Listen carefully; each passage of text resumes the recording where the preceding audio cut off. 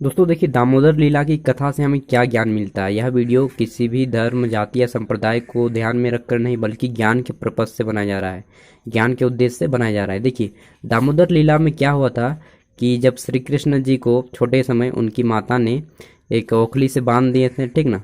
तब क्या हुआ था कि कुबेर के दोनों पुत्रों को श्राप मिला था। कुबेर के दो पुत्र थे, एक का नाम था मणिग्रीव और दूसरा का नाम था नल कुबेर, ठीक। तो इन दोनों को श्राप मिला था नारद जी के द्वारा, क्योंकि ये घमंड में चूर हो चुके थे।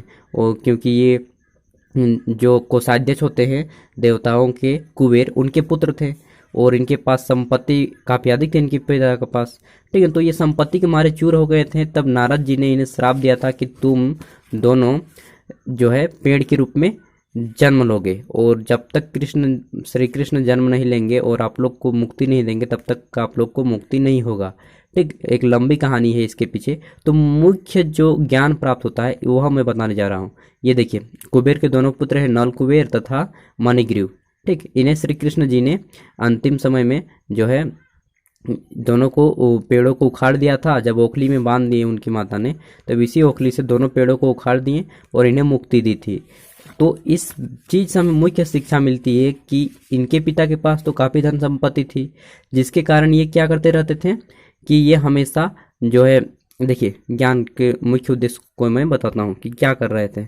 भौतिक जगत में जब भी मनुष्य को धन तथा वैभव मिलता है, उनके तरह कुबेर के पुत्रों की तरह, कि भौतिक जगत में हमारे जीवन में जब भी मनुष्य को धन और वैभव की प्राप्ति होती है, ठीक ना, तब क्या होता है कि जब भी भौतिक जगत में मनुष्य को धन और वैभव का लाभ होता है, तो उसे सामान्य रूप से तीन वस्तुओं की लत पड़ जाती है। इन वस्तुओं को ध्यान रखिएगा। पहला है नशा। क्या है? नशा। पहला व्यक्ति को जब भी धन ज़्यादा हो जाता है तो वह नशे का शिकार होता है।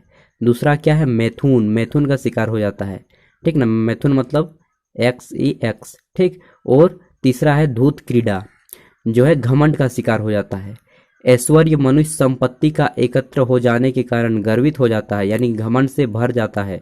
घमंड हो उठने से इतने निर्दय हो जाते हैं कि वे कसाई घर खोल खोल कर जो है पशुओं की हत्या करते हैं और यह सोचते हैं कि मृत्यु कभी नहीं होनी चाहिए।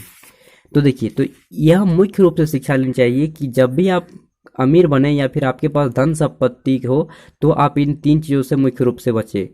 नशा, मैथुन, धूत क्रीड़ा और एक है आपका घमंड। इन चार चीज़ों से बचना चाहिए मनुष्य को। इस पूरे के पूरे पुस्तक से हमें यही शिक्षा मिलती है, दामोदर लीला से, ठीक। जो कि गलती किसने की थी? कुबेर के दो पुत्र मणिग्रीव तथा नलकुबेर। इसी से हमें यह प्रेरणा मिलती है।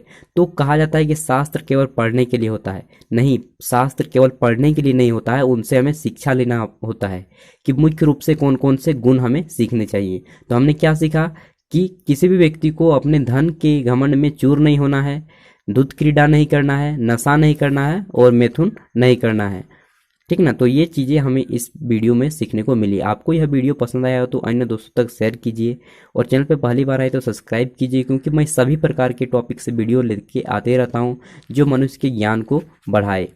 मेरा देश महान रहे, आप लोग भी महान रहें, स्वस्थ रहें, मस्त रहें। Thank you, bye bye.